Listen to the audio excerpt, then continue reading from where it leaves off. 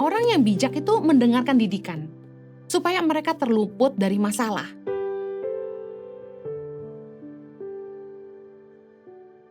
Yang ketiga, tipe orang-orang yang hidupnya dipimpin masalah adalah orang-orang yang suka melawan otoritas di atasnya. Tadi kita udah bahas kepada pemerintah, kemudian kepada Allah. Nah, yang ini saya mau bahas tentang suka melawan otoritas di atasnya, yaitu pemimpin dan orang tua.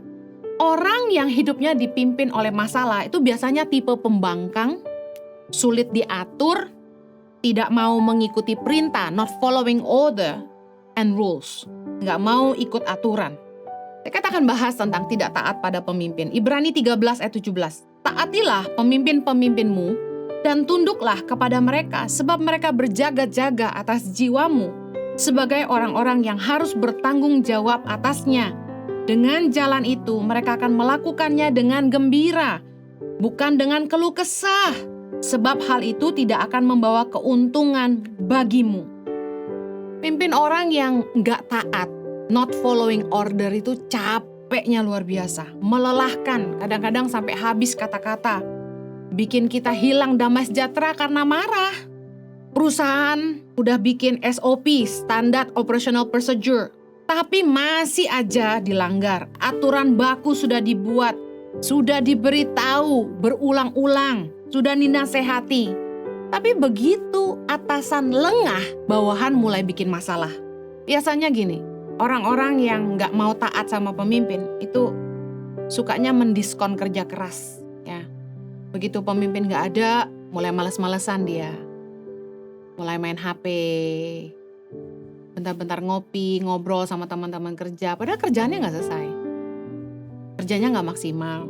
Ngabis-ngabisin waktu aja di kantor buat main, nonton YouTube, ngecek sosial media gitu. Baca-baca website. Kalau belajar sih masih berguna. Main itu yang bikin keterlaluan. Nyuri-nyuri waktu kerja. Kalau atasan nggak ada, nggak masuk. Masuk terlambat, masuk siang, pulang setengah hari. Bahkan sering gak masuk kantor kalau atasan gak ada ya. Gak jadi contoh buat bawahan yang lain, teman-teman yang lain. Mulai menurunkan standar kualitas kerjanya. Heran orang tuh ada yang memang susah taat. Dikasih tahu berulang-ulang. Mau-maunya sendiri. Susah ngikutin aturan gitu, moody. Tapi Anda nggak bisa jadi berkat. Anda akan terus dapat masalah. Pemimpinmu akan marah. Orang yang cari masalah tuh ya yang gini-gini nih. Pembangkang, susah diatur. Gak taat sama pemimpin. Makanya firman Tuhan bilang gini, taatlah pada pemimpin, tunduk pada mereka. Karena mereka berjaga-jaga atas jiwamu. Sebagai orang-orang yang bertanggung jawab atasnya. Dengan jalan itu mereka melakukannya dengan gembira, bukan dengan keluh kesah. Gimana gak dengan keluh kesah? Capek ngurusin orang-orang yang gak nurut. Contoh deh, saya ini termasuk orang yang sangat care ya sama orang-orang yang kerja sama saya gitu. Tanya saya bilang, ayo jangan suka begadang, nanti kamu sakit. Tapi misalnya mereka senangnya begadang, makan sembarangan. Nanti kalau udah sakit yang repot siapa? Yang repot kita gitu.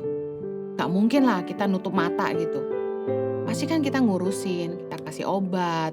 Kita waktu pandemi saya cerewet banget ya sama anak-anak asrama, sama staf kantor. Aduh tolong dong jangan ngumpul-ngumpul sama teman-teman di luar lingkaran kita. Karena kita gak tahu teman-temanmu sehat gak. Jangan bawa penyakit ke tempat kerja gitu. Ayo tolong pakai masker dong. Ngatur anak-anak asrama suruh pakai masker. Kalau turun ke kantor aja susah banget gitu. Nah kadang-kadang mereka gak ngerti gitu. Kalau sampai mereka sakit, kalau mereka susah, kalau mereka ngutang, kita gak mungkin diem aja, kita pasti turun tangan nolong mereka karena kami bertanggung jawab atas mereka.